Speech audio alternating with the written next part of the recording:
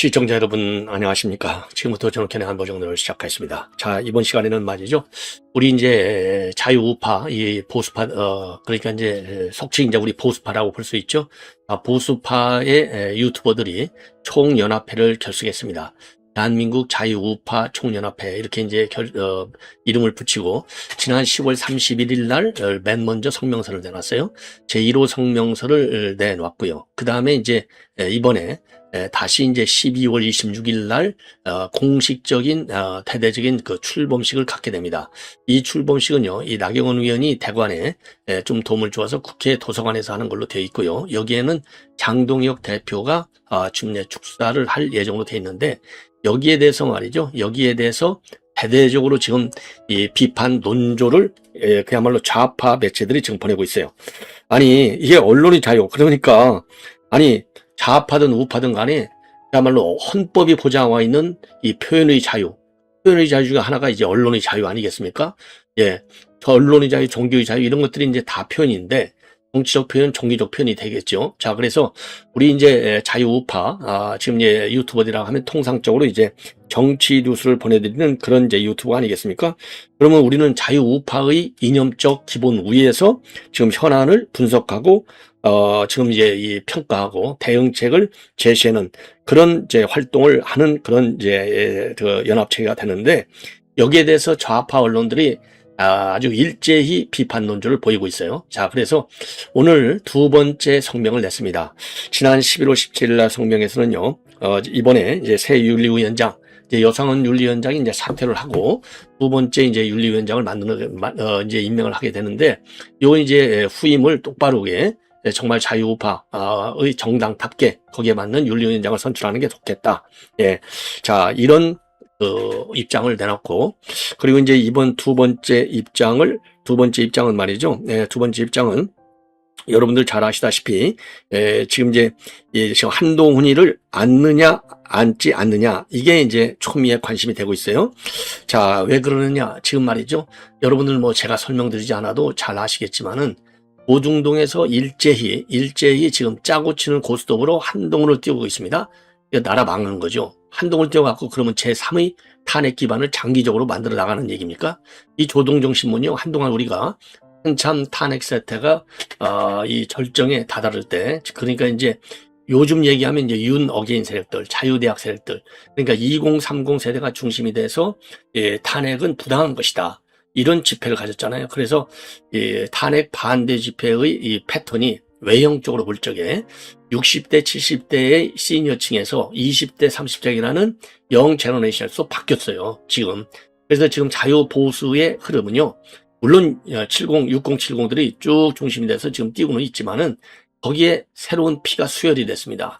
그 피가 2030이에요. 2030.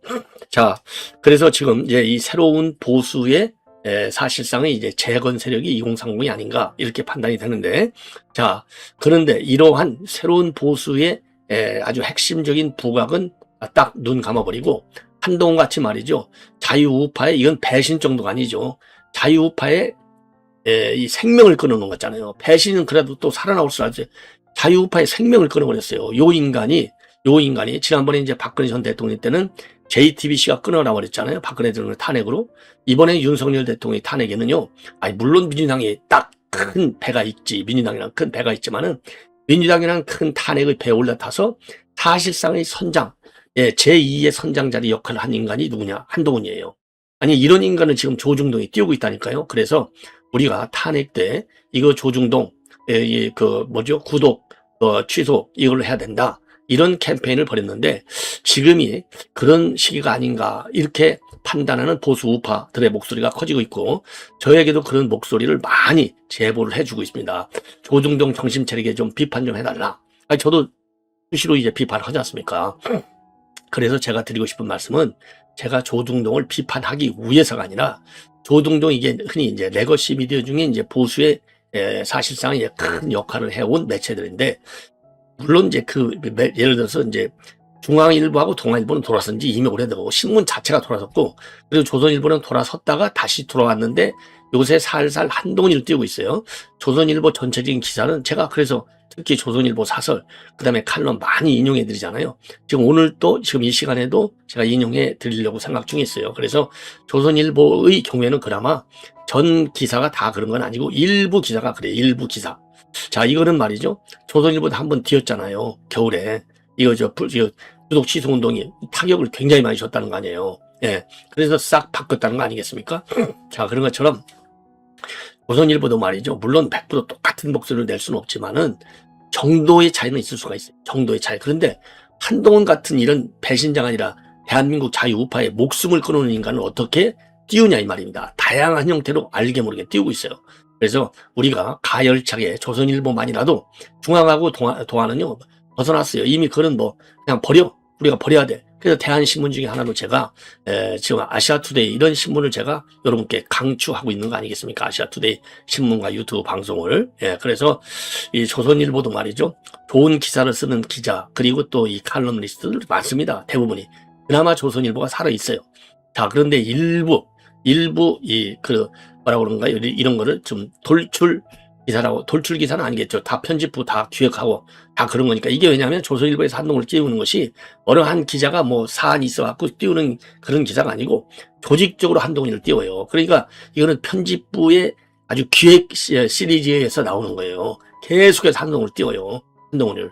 자, 그래서 그런 거는 우리가 견제를 해야 되겠고, 자유우파의 목소리를 대변하는 대한민국 자유우파 총연합회 이 활동을 견제하는 요 좌파, 그들의 표현대로 우리가 돌려준다면 극좌파 언론들 우리도 같이 맞서 싸워야 될 것이 아니냐. 그래서 이 한동훈을 챙기지 말라 이겁니다. 왜냐하면 지금 조선일보에서 띄었잖아요. 지금 뭐 조국, 한동훈, 유시민, 유승민인가요? 유승민. 요 3대 거물들이 와서 내년 지방선거를 판을 키우고 있다. 한동훈하고 유승민 같은 인간이, 조국 같은 인간들이 뭘 판을 키우긴. 조선일보 기사, 이거 정정기사 내야 돼요, 정말로. 아니, 이거 또 한물 가게 만들어야 돼. 조국이 무슨 큰 판을 만드냐고요. 조국 지지율이 얼만데, 조국 정당 지지율 2%도 안 돼. 유승민은 아예 사라져버렸어요. 아무리 씨가 선거 나온다 해도 우리 보수가 표 줍니까? 안 줍니다. 한동훈이 표 줍니까? 안 줍니다. 절대로.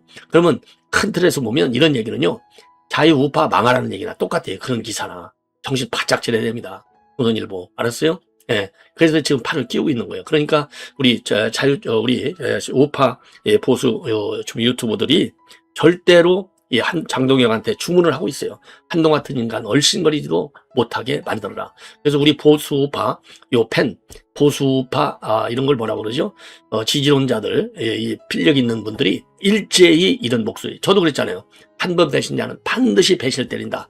그래서 한동훈이가 철저히 반성하는 모양을 보치면 그때 가서 검토해도 늦지 않지만 한동훈이가 철저하게 새로운 사람으로 태어날 정도로 뼈를 깎는 반성문을 쓸 것이냐. 거기에 대해서 저는 회의적이다. 그래서 이런 인간은요, 그냥 버리고 가야 됩니다. 아니, 대한민국에 한동훈님 같은, 한동훈님만 못한 사람이 어디가 있어요? 우리 자유파에. 널려 있습니다. 널려 있어. 한동훈이 요 인간이 그야말로 윤 대통령이라는, 이 검찰총장과 대통령을 잘 만나가지고, 운세가 하루아침에 바뀌니까, 지가 마치 대한민국의 자유우파 세계를 뒤흔들 것 같은 착각에 빠져갖고, 착각에 빠져서, 법무장관하고 비대위원장하고 대표하고 이러면서, 계엄은 우연의법이야. 그래갖고, 용창에 보내야 돼. 해가지고 지금 대한민국 우리 자유우파가 길을 잃고 헤매는 거 아니겠습니까?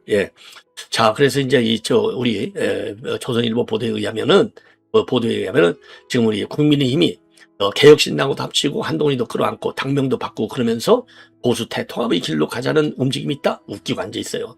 거기 이름 나온 사람들 4명, 그 사람들이 무슨 국민의힘 안에 무슨 영향가가 있어요? 생전 어디 방송에서 한번 불러주는 거 봤어요? 페북에 글 써봐야 누가 봅니까, 그거? 그런 인간들이 무슨 이제 장동혁이가 만나서 건의했다고 그래서 보수 대통합의 움직임이 딱 태동하고 있다. 웃기고 앉아있어요. 자, 그래서 요 내용을 말씀을 드리고, 자, 그러면 말이죠. 우선, 요 내용, 한동훈 쪽으로 가서는 절대 안 된다라고 하는, 우리, 보수, 우파 연합의 요 내용을 여러분께 말씀을 드리겠습니다. 자, 요거를 제가, 요거를 그대로 그대로 인용해 드릴게요. 아무래도 그게 좋을 것 같아요. 예. 제가 뭐 이건 해설도 필요 없어요. 별도의 해설도. 지금 이미 여러분께 충분하게 이제 해설을 해 드렸습니다. 예. 자, 그러면은요, 요 내용을 지금 그래도 여러분께 그 워딩은 제가 이런 이제 원출처, 원문은 제가 꼭 항상 저는 살려드립니다.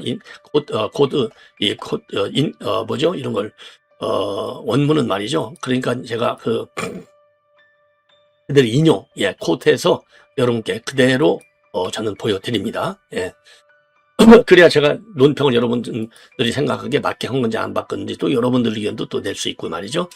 자, 그래서 이 내용을 보면요. 이렇게 되어 있습니다. 개파정치 종식선은 장동혁 대표 중심의 책임 리더십을 지지한다. 예.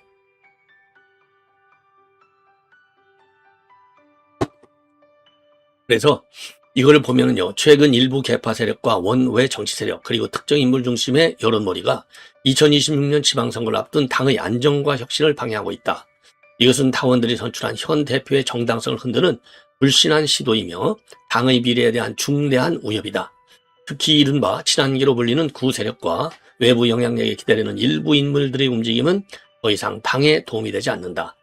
특정 인물을 중심으로 한 정치공학은 과거 정치의 적폐이며 국민의힘이 반드시 극복해야 할 낡은 문화다.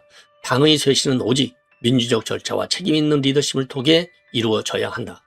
장동혁 대표는 구태적 압박에도 흔들리지 않고 당원 게시판 정비, 윤리 재정비, 중도 확장 메시지 등 핵심 개혁을 추진하며 새로운 당의 전략을 세우고 있다. 이를 흔들며 임의의 정치적 프레임을 씌우는 행위는 당원과 민주적 질서를 부정하는 것과 같다. 지금 필요한 것은 기득권 구조의 해체이지 중진들의 청구서가 아니다. 특히 합당 프레임을 앞세워 이준석 전 대표의 복귀를 기정사실화하려는 시도는 명확히 차단돼야 한다. 인물중심 정치공학은 이미 지지층과 등조층 모두에게 신뢰를 잃었고 청년정치 생태계에도 악영향을 끼쳐왔다. 우리는 분명히 선언한다. 당의 정통성과 민주적 정당성을 지키기 위해 장동혁 대표의 리더십을 전폭 지지한다. 지금 대표를 흔드는 모든 시도는 내부 쿠데타이며 그 순간 전선은 명확해질 것이다. 당의 중심은 장동혁 대표이며 그를 흔드는 세력이야말로 당의 미래를 흔드는 세력이다. 국민의힘이 체제 전환과 신뢰 회복을 이루기 위해 필요한 것은 개파 정치의 종식, 구태 정치의 청산, 책임 있는 리더십의 강화다. 우리는 장동혁 대표 중심의 혁신과 개혁의 길에 끝까지 함께할 것을 엄숙히 선언한다. 2025년 11월 22일 대한민국 자유 유튜브 총연합회 이렇게 성명을 냈습니다. 예, 자, 그래서 여러분들께서 이 자유 우파, 그러니까 이제 유튜브 연합 저희 성명 내용을요, 수시로 제가 전해드리도록 하겠고, 이제 조금 아쉬운 점은, 이제 본격적으로 우리 당내 문제, 당내 정비가 더 필요하다, 이렇게 판단해서, 당내 문제, 국민의힘 문제에 연속 2번에서 입장을 냈는데, 제가 보기에는 이렇게 중요 국가 현안과 정책에 대한, 이거는 거기 이재명의 정책과 중요 현안이잖아요. 여기에 대한 건설적 비판의 목소리. 예. 우리가 이런 식으로 해서 건설적 비판의 목소리를 내면 집 살림이 잘 되고, 그러면 중도는요, 별도의 유인 전략 없이도, 별도의 유인 전략 없이도 다 오게 돼 있어요. 옳은 소리라니까. 꼭 무슨 중도만을 위한, 그런 외형 확장을 위한 의도적인 정책 전략이라기보다도 자연스럽게 널려 있어요. 중도 우파를 끌어들일 수 있는, 중도파를 끌어들일 수 있는 정치적인 공간과 이슈는 널려 있다. 그래서 정책에 대한 비판을 중심으로 해서 좀 성명을 내놓는 것이 어떨까 이런 생각이 듭니다. 당내 문제보다는 저 시급한 게 당외 문제, 국가 중요 정책이잖아요. 이재명 정책, 여기에 대한 대안과 건설적 비판이 더 저는 시급하다고 봅니다. 예. 자, 다음에는 말이죠. 다음에는 이인재 전 의원, 이인재 전 의원이 아주 좋은 또 입장문을 내놨어요. 이인재 의원이 상당히 좋은 그런 글들을 지금 많이 내고 있습니다. 그래서 지금 제가 종종 여러분께 말씀을 드리는데요. 이인재 의원의 이런 입장문 여러분께 이제 말씀을 드리는데, 이번에 이제 올린 글은 이제 이번 내란 재판, 곽종근과 그 다음에 이제 홍장원이잖아요. 그래서 곽종근, 홍장원 관련 뉴스를 여러분께 말씀을 드리겠는데, 우선요, 이인재 전 의원의 입장문을 보면은요, 윤석열 내란 재판이 고비를 넘고 있다. 재판부는 연반이나 연초까지 변론을 종결하고, 늦어도 2월 안에 1심 판결을 선고하겠다는 의지를 밝히고 있다. 예. 그리고 이재명과 민주당은 내란 프레임에 정권의 사활을 걸고 있다. 예, 그렇게 지금 그렇게 하고 있죠. 정권 파월 정도가 아니죠. 그거 빼놓고는 하는 얘기가 하나도 없잖아요. 예. 그래서 지금 내란 특별재판부를 신설해서 그 프레임이 부러질 가능성을 원천 봉쇄하려 별별짓을 다했다. 그러다 끝내 민심의 역풍이 두려워 물러서더니 이제 또 내란 전담재판부를 들고 나온다. 왜? 이번 내란 재판부도 들고 나오는 게 박성재 장관 기각됐잖아요. 복인 개긴이지 무엇이 다를까? 결국 재판을 자기들 뜻대로 좌지우겠다는 것이다. 민주주의 요체인 사법의 독립은 안중에도 없다. 민주당은 재판부를 불신한다. 그 이유를 모르겠다. 부장판사 지기현을 쉬지 않고 공격한다. 무슨 룸사롱 접대를 폭로하고 공수처에 고발하는가 하면 대법원에 징계하라고 소리를 지른다.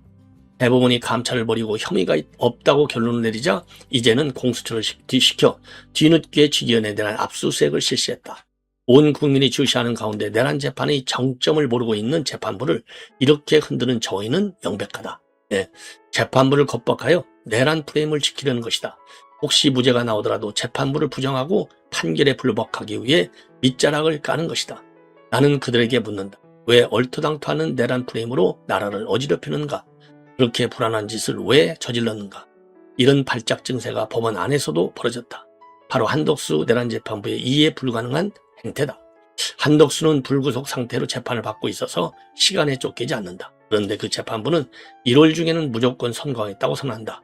그러니까 윤석열 재판 결과와는 상관없이 결론을 내겠다는 것이다. 한덕수는 내란 방조 혐의로 재판을 받는다. 내란 우두머리 윤석열이 무죄가 되면 한덕수의 방조는 자동으로 무죄다. 그렇다면 한덕수 재판부는 윤석열 재판 결과를 보고 결론을 내는 것이 상식이다. 그 재판부는 한술 더 떠서 특검에게 한덕수에 대한 혐의를 내란 당조뿐 아니라 내란 중요 임무 종사까지 추가하라고 요구했다. 재판부가 이런 공수장 변경을 요구하다니 어안이 벙벙하다. 이게 이진관이잖아요. 이진관이가 내란 중요 임무 종사까지 추가하라. 이게 도대체 이하상 변호사 내쫓고 감치까지 하고 말이죠. 예. 그래서 한덕수는 계엄 자체를 반대한 사람이다. 방조도 터무니없는 일인데 무슨 중요 임무 종사라는 말인가. 티끌 만큼이라도 그런 증거를 발견했다면 특검이 왜 기소하지 않았을까? 그런데 재판부가 무슨 근거로 그런 공소장 변경을 요구하는지 알 길이 없다. 그것도 중요 임무 종사자에게는 사형 선고도 가능하다는 친절한 설명까지 덧붙이면서 기가 막힌 거죠. 나는 지기현 재판부를 모른다. 그 재판부가 어떤 결론을 내릴지는 더 모른다. 다만 이런 치졸한 위협이나 압박에 굴복하지 말고 시대의 정의를 밝히는 판결을 내려주기를 바란다. 아주 이건 뭐라고 할 얘기, 정말 너무나 정확하게 얘기를 한 것이죠. 너무나 정확하게 평가를 한 겁니다. 예. 자, 그래서 말이죠. 그래서 지금 이인재 의원을 의원의 이런 법률적 이런 문제를 말씀드렸고, 그리고 또 많이 있어요. 최근에 이제 쓴 글도 좀 많은 건데, 한마디로 얘기해서 이제 이번에는 말이죠. 지금 이 항소 포기와 관련해서 한 말씀 또 드리도록 하겠습니다. 항소 포기. 성을 쌓기는 힘들다. 오랜 시간 수많은 사람들이 지혜와 땀이 요구된다. 그러나 그 성을 허무는 것은 쉽다. 지혜도 노력도 필요 없고 한때의 악당들이 작심하고 폭력을 휘두르면 끝이다. 대한민국의 민주주의는 하루아침에 세워진 것이 아니다. 건국 이후 피와 땀과 눈물로 쌓아 올린 정교한 성이자 공든 탑이다. 그리고 앞으로도 시대 변화에 맞추어 계속 발전시켜야 될 우리의 찬란한 유산이다. 그 민주주의 호는 인간의 존엄과 가치다. 권력의 절대와 집중화를 막고 견제와 균형을 통해 이 기본권을 보장하려는 원칙이 삼권 분립이다.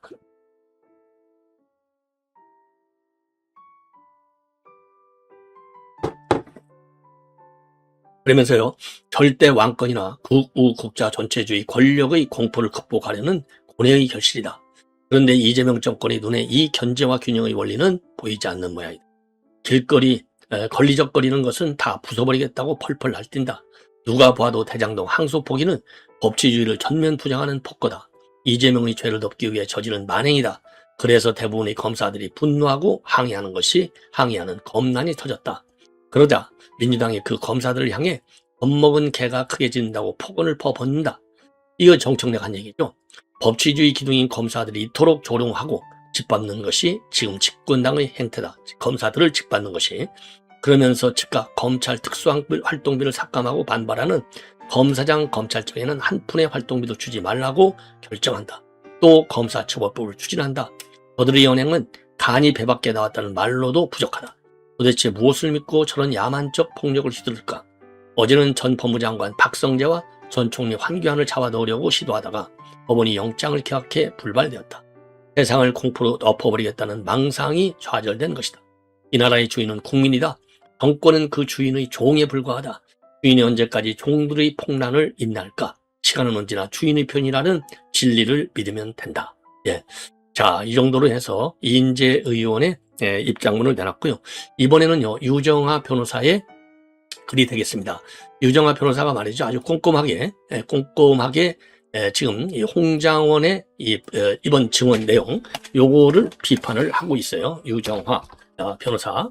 유정아 변호사 이제 여러분들 잘 아시다시피 지금 이제 윤석열 대통령도 변호하고 있고, 그 다음에 또 좀 김건희 여사도 변호하고 있습니다. 자, 한마디로 얘기해서 윤석열 대통령 탄핵시킬 거리가 없는 거죠. 윤석열 대통령의 탄핵에 결정적 증언을 한 사람이 박정훈하고 홍장원이잖아요. 박정훈은 녹음 파일을 보면 거짓말. 왜냐하면 윤 대통령하고 통화한 게 31분인데 벌써 그날 12월 4일 날 0시 21분경에 이미 일공수여단장한테 지시를 해요. 끌어내리라고. 지가 지시해놓고 윤 대통령이 지시했다고 거짓말을 하는 겁니다. 자, 그리고 지금 홍장원의 경우에는요, 국정원은 수사권이 없어요. 이런 간첩 이해 수사권이 없는데, 근데 지금은 이제 아예 간첩 수사권도 없죠. 경찰로 넘어갔으니까. 그런데 어떻게 한동훈이 이런 사람들 갖다가 체포해 오라고 국정원에서 체포해 와라. 방첩사령관 하고 그런 통화를 했다는 겁니까? 이게 말이 안 되는 거잖아요. 예. 더군다나 방첩사령관은요, 그 사람들, 연락처도 제대로 지금 못 갖고 있었다는 거 아닙니까? 주소, 연락처, 휴대전화 번호조차도 방첩사령관은 홍장관에게 알려주지 못했어요. 모르니까. 예. 그런데 어떻게 대통령이 국정원의 수사권도 없는데 그런 사람들 다 체포해오라고 얘기를 하냐고요. 전혀 앞뒤가 맞지 않는 거죠. 예. 그래서 이거는 탄핵 기각의 또 다른 이유가 되는 거예요. 그래서 유정아 변호사가 말이지, 이게 왜냐면 녹화를 해가지고 다 돌잖아요. 그래서 홍장원 증인신문, 제대로 홍장원 증인의 신문 내용, 발언 내용을 보기 전에 요렇게 이제 사실관계에 대한, 그리고 이제 법리적 해석을 먼저 한번 알아야 되겠다. 그래서 SNS에 글을 올린 겁니다. 예. 자, 홍장원 증인신문 관전 포인트 해서요, 8가지 포인트로 되어 있는데 아주 쉽게 정리가 잘 되어 있어요. 이거는 제가 빠뜨리면은 안 되기 때문에 쭉 인용하겠습니다. 첫째, 대통령이 홍장원에게 방첩 컨트롤 타워인 국정원이 방첩사에 인력 및 자금을 지원하여 방첩사의 방첩사 역량을 도와주라고 말한 바 있고, 이는 홍장원도 인정하고 있다. 두 번째, 홍장원은 얼마 후에 방첩사령관이 통화해서 방첩사령관으로부터 체포를 위한 위치 추적을 해줄 수 있느냐라는 요청을 듣고 가능하다고 답을 했고, 이후에 방첩사령관으로부터 위치 추적 대상자 명단까지 받았다라고 진술했습니다.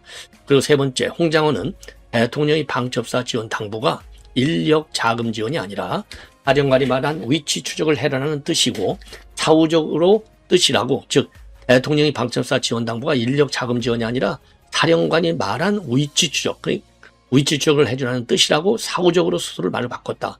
이 얘기는 결국 뭡니까? 대통령이 방첩사 지원하라고 하는 것은 국정원에서 이 방첩사를 여러 가지 측면에서 지원하고 있거든요. 그런 원론적 얘기 아니라 계엄과 관련해서 사람을 체포해오라는 것에 대해서 도와주라는 뜻이라고 이 홍장원 스스로가 말을 바꿨어요. 그렇게 대통령이 하지도 않은 말을.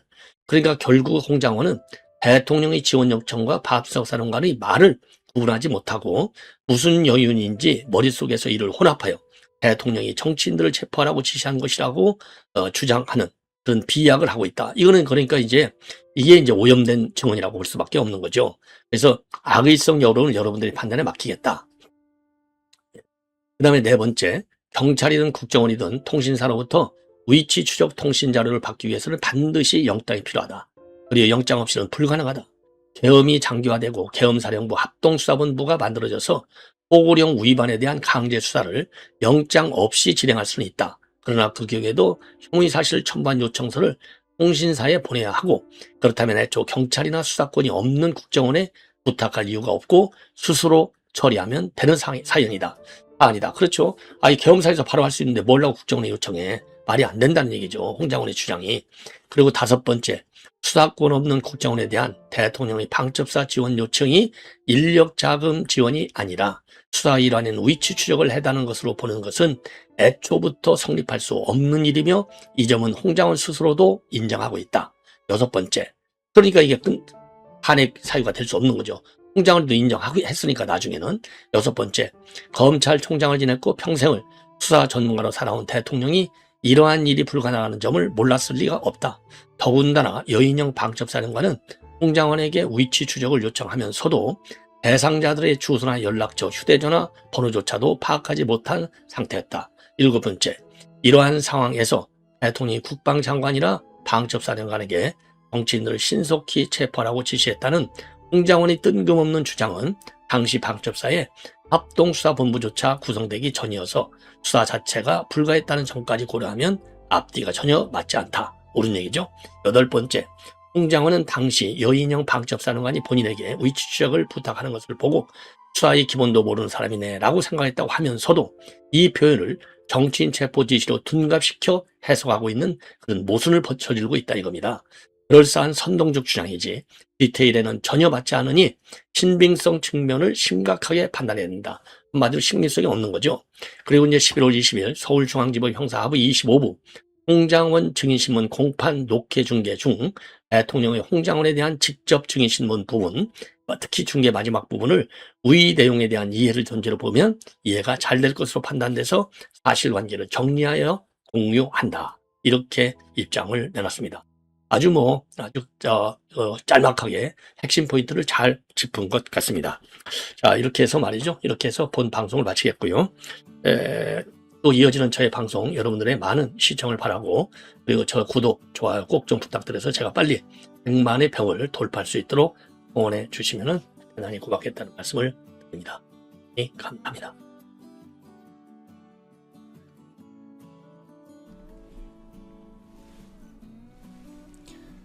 시청자 여러분 안녕하십니까. 5월 1일입니다. 첫 뉴스를 보내드리겠습니다. 전옥현의 안보정론 시청자 여러분들 덕분에 이제 35만을 확실하게 넘겼습니다. 시청자 여러분들께서 제 방송 아낌없이 성원해 주시고 또 구독자를 많이 늘려주셔서 제가 더 열심히 봉사하도록 하겠습니다. 오늘 또 김정은 뉴스 또 전해드리겠습니다. 물론 국내 정치권 뉴스 상당히 중요한 게 많은데요. 김정은 뉴스 더 저는 중요하다고 생각합니다. 왜냐하면 우리 이 한반도의 안보에 결정적 영향을 줄 수 있는 사태이기 때문입니다. 그래서 당분간은 특별한 국내 정치 뉴스는 잠시 좀 뒤로 하고 김정은 뉴스를 계속해서 보내드릴 텐데요. 이 국내외로 너무나 많은 뉴스들이 홍수처럼 늘어나기 때문에 가끔은 제가 특정 이런 뉴스에 관해서는 진위, 즉 사실인지 아닌지 제가 알고 있는 경험 그리고 정보 판단, 그런 그 과거의 그런 경험에 따라서 분석해서 가짜인지 진짜인지 아니면 저도 잘 모르겠는지 이런 것을 여러분들께 보도해 드릴 텐데요. 시청자 여러분들께서 제 방송 한 5, 6분만 쭉 보시면 크게 흔들리지 않고 김정은의 상황을 보실 수 있을 것 같습니다. 지금 이제 오늘 말씀드리고 싶은 것은요. 지금 이제 딱 20일이 됐습니다. 4월 12일부터 안 나왔으니까 5월 1일 20일인데도 여전히 김정은이의 공개 활동은 보이지 않고 있습니다. 북한 매체들도 김정은이의 일상적인 동정 보도만 이어가고 있는데요. 오늘은 선전선동부 요원들, 즉 5호 담당 선전원들한테 칭찬, 감사를 보내는 동정을 노동신문에서 보냈어요. 여전히 김정은이가 살아있는지 죽어있는지를 확실하게 알 수 있는 동정은 일체 나오지 않고 있는 것이 4월 12일 이후에 김정은과 관련된 뉴스입니다. 제가 말씀드렸지만은 노동신문에서도 김정은 동정란이 없어졌다. 이 얘기는 뭔가 이상이 있다. 가장 중요한 증거 중에 하나가 아닌가 생각하는데요. 오늘 노동신문에서 보도한 5호 담당 선전원, 이 5호 담당 선전원이라고 하는 것은 선전원 한 사람이 주민 5가구씩 만나가지고 사상 교양 사업을 지도하는 사람들입니다. 말하자면 선전, 선동 요원들이에요. 이 사람들한테 고맙다는 건데 뭐라고 되어 있냐면 김정은 동지께서는 당과 혁명 앞에 지닌 시대적 사명감을 장악하고 힘있는 선전활동과 이신작칙으로 대중을 당 정책 관철애로 고무추동하고 있는 모범적인 선동원 5호 담당 선전원들에게 감사를 보내시었다. 이 얘기는 뭡니까? 지금 현재 김정은이 이렇게 짤막하게 동정을 보내는 메시지 핵심 충성하라 합니다. 결속을 잘하라. 그리고 지금 위기를 극복하는데 노력해달라. 이 정도 얘기거든요. 그러니까 굉장히 관행적이고 그 다음에 관례적인 그 다음 평범한 메시지만 주고 있어요. 특별하게 김정은이의 특별한 상황과 관련된 생각과 관련된 메시지는 아니에요. 즉 판에 짜인 메시지만 전달해주고 있다. 이것만 봐도 뭔가 이상하다 이런 말씀을 드리지 않을 수 없어요. 그래서 이렇게 되다 보니까 여러 가지로 과연 평양 사람들 지금은 이제 많이 지금 알려지고 있다는 거 아니겠어요? 평양 시내에서 평양 내에서도 이제 북한 내에서도 김정은이의 뭔가 이상하다. 왜 신변 그야말로 건강에 이상이 있는 거 아니냐. 이런 뉴스가 많이 퍼지고 있다고 하는 자유아시아 방송 즉 RFA 방송도 보도했어요. 특히 북한과 중국 간의 무역업자들을 통해서 이 건강 이상설이 북한 내부에 급속하게 확산되고 있다고 합니다. 그리고 심지어 평양에 주재하는 외교관들도 이런 김정은이 변고 상황, 건강 이상 많이 알고 있는데 재미있는 것은요. 한국 뉴스를 통해서 원산에 있는 것으로 추정한다까지 알고 있다는 거예요. 그만큼 김정은이 건강 이상이 자체적으로는 상당히 통제되고 있다. 이렇게 외부 정보 유입을 통해서 많이 알려지고 있다. 이렇게 지금 지금 파악이 되고 있습니다. 그러다 보니까 국내에 이번에 이제 미래 한국당의 비례 의원으로 당선이 된 지성호 전 탈북자 출신의 인권운동가 유명한 사람이죠. 트럼프 대통령한테 신임을 받은 사람입니다. 이 지성호 당선자마저도 사망이 99% 확신하다. 살아있을 가능성은 1%밖에 안 된다. 이렇게까지 얘기를 하고 있어요. 그러면서 이제 새로운 얘기는 지성호 당선자가 뭐라고 얘기했냐면 최근 지난해 하노이 회담 실패해서 미국 간의 상황 달라진 것이 하나도 없고 또 이 경제개발 5개년 계획이 금년도 마지막인데 경제도 나아진 것이 하나도 없다. 그래서 북한 주민들은 현재 남한 언론 보도로 인해서 많은 영향을 받고 있고 북한 내부 민심 불만이 폭발해서 변화가 일어날 가능성도 있다. 이 얘기는 급변 사태가 일어날 수도 있다는 것을 지적한 것입니다. 급변 사태 중에 하나가 쿠데타도 있지만 주민 봉기도 있습니다. 그래서 민심이 폭발하는 경우가 있는데요. 이러한 가능성까지 이제 지성호 당선자가 지적하고 나왔다. 이런 말씀이 있어서 이거는 다른 일반 탈북자들 좋은 뉴스도 많이 전해지지만 이 지성호 당선자가 한 얘기도 상당히 좀 어느 정도 신뢰성이 있는지 지켜봐야 되겠습니다만은 내부의 주민 불만이 이 표면 위로 올라서지 않아서 그렇지 내부적으로는 상당하다는 것을 알게 할 수 있는 중요한 단서가 될 수 있다. 이런 말씀을 드리고 싶습니다. 이래서 이 주민 봉기 제가 짧게 급변사태 말씀을 드렸는데요. 이 김정은이의 건강 이상설이 장기화되면서 나타나고 있는 현상 중에 하나가 바로 급변사태이고 다른 하나가 그러면 김정은이 유고가 되고 그야말로 사망했을 경우에 후계자가 누가 될 것이냐 요런 대로 지금 방향성이 건강 이상설에서 두 가지 주제로 지금 이제 확산되고 있어요. 급변사태와 후계자론. 그래서 이 급변사태와 관련해서는 오늘 아침에 중앙일보를 보면 김용현 전 합참작전본부장이 인터뷰를 했습니다. 그래서 제 생각을 여러분들께서 많이 아실 테고 전문가 중에 한 분이기 때문에 김용현 작전본부장도 이분의 생각을 짤막하게나마 소개해 드리겠습니다. 그동안에 제가 말씀드린 내용하고 대동소이한데요. 우선 이렇게 세 가지를 얘기하고 있어요. 백두혈통으로 갈 것이냐 후계자 문제에 관해서 그 다음에는 집단 지도체제로 갈 것이냐 또 하나는 권력 투쟁이 생겨서 쿠데타나 내전으로 이어질 것이냐 이 세 가지로 급변사태를 상정할 수 있다. 그래서 백두혈통으로 갈 경우에는 김여정이냐 김평일이냐 둘로 갈라지는데 김여정이 가능성이 좀 더 많고 김평일로 갈 경우에는 이 친중 정권을 중국이 만드는데 활용할 가능성도 있다. 그리고 집단 지도 체제일 경우에는 김여정이가 중심이 돼서 이 빨치산 2세들이 있습니다. 최용해 같은 사람들 많아요. 이게 한 200명 정도 되는데 이러한 세습 자녀들 그러니까 빨갱이 2세대들하고 이 빨갱이가 아니라 이 항일 유격대 출신들이죠. 말하자면 항일 빨치산 출신들입니다. 죄송합니다. 항일 빨치산 출신 2세대들 이 세습 엘리트들이라고 하는데 이 세습 엘리트들 200여 명하고 김여정이하고 손을 맞잡고 집단 지도 체제로 갈 수 있는 경우 그 다음에 세 번째가 바로 권력 투쟁이 심하게 일어나가지고 무정부 상태가 되는 경우 이 세 가지를 상정하고 있고 이 세 가지 중에 이 무정부 상태 이것이 결국은 급변 사태다. 맞는 얘기죠.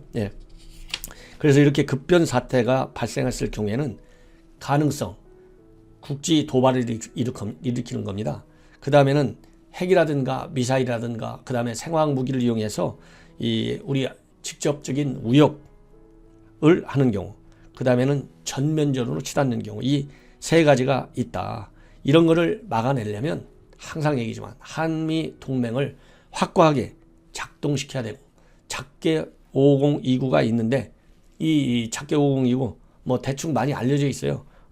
여러분들께서 제 방송에서도 말씀을 드린 바 있고 이런 것이 필요하다. 그래서 이 김용현 합참 전 작전본부장이 얘기하는 것은 결국은 뭐냐 북한 급변 사태가 일어났을 때 한미 동맹을 작동시켜야 되고 그리고 이 현재로서는 김정은 유구와 관련해서 이 작전본부장이 파악하기로는 한미 간에 군사적 대화를 한 적이 없다.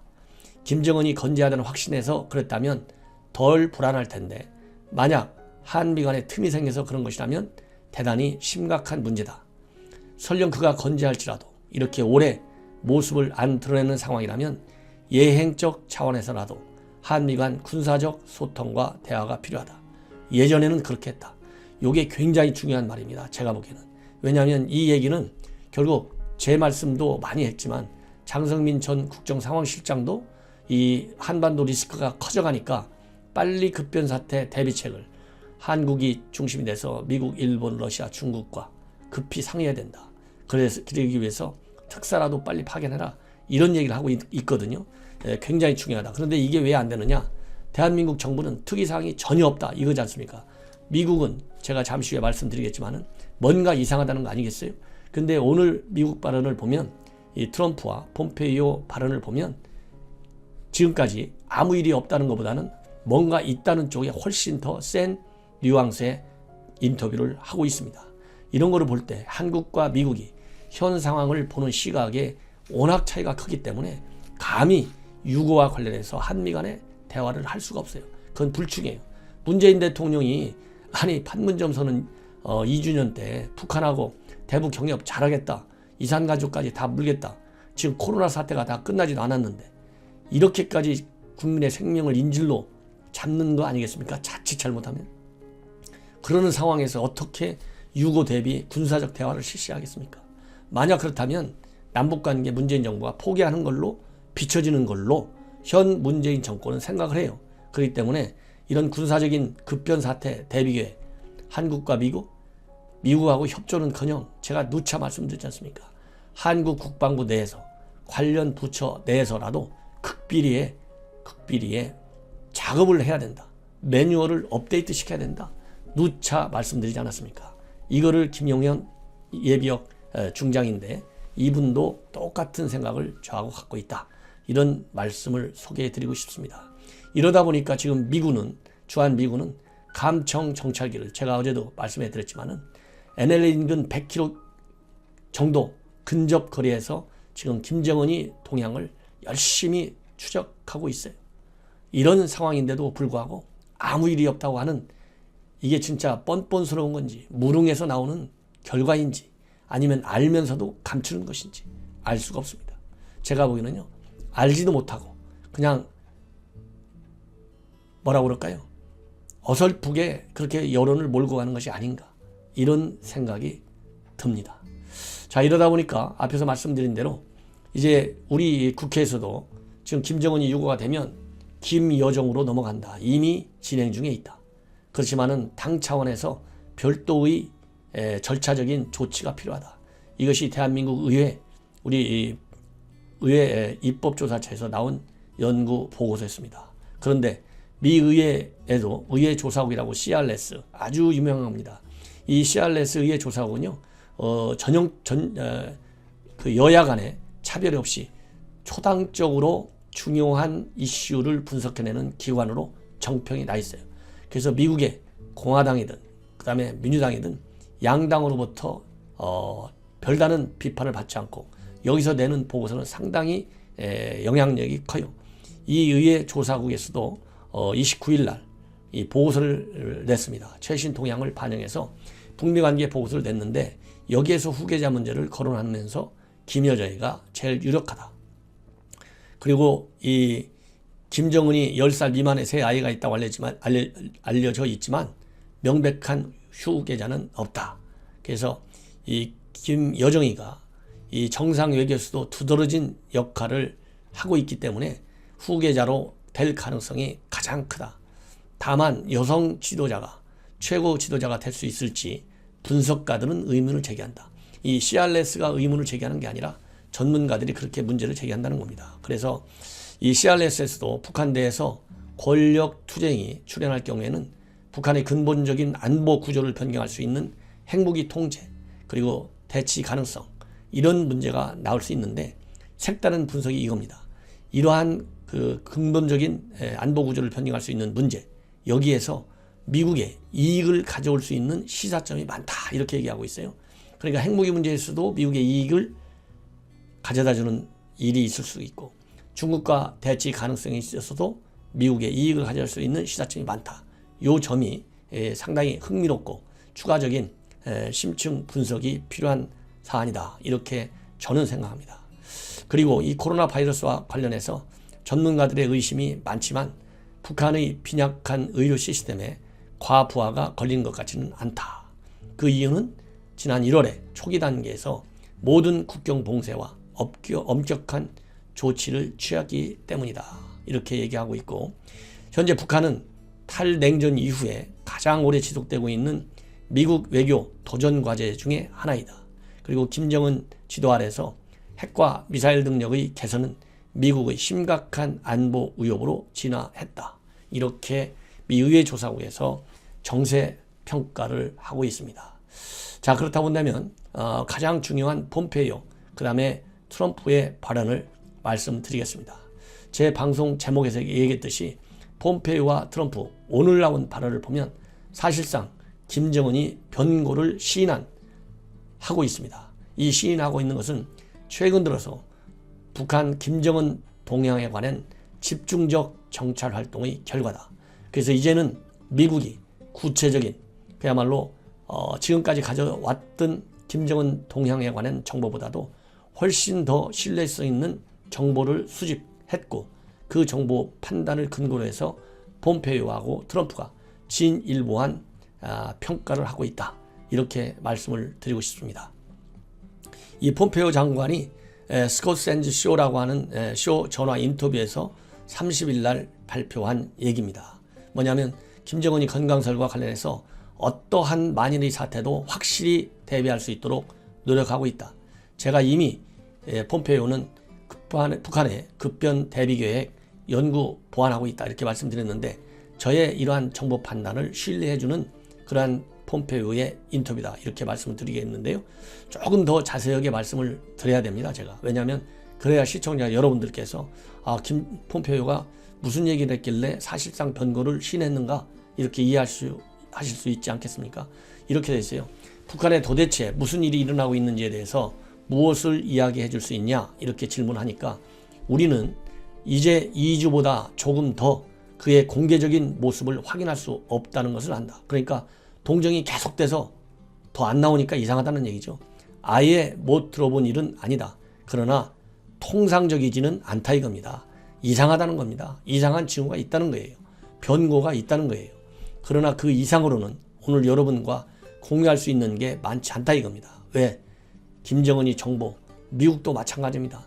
트럼프 재선 운명이 걸려있기 때문에 어설프게 쉽게 얘기하지 않겠다는 거예요.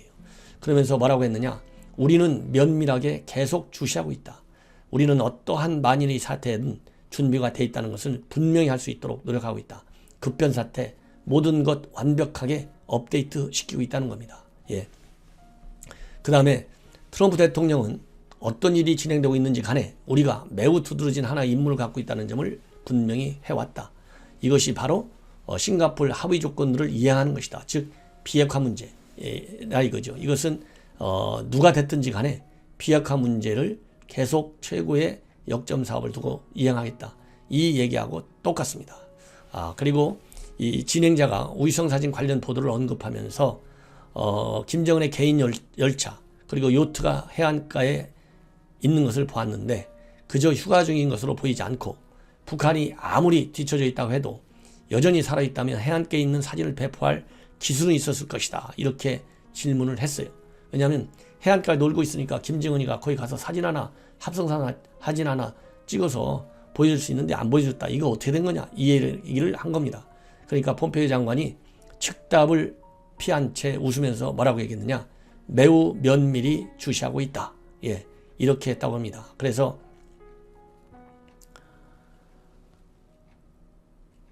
다시 질문자가 또 이렇게 얘기를 했다고 합니다.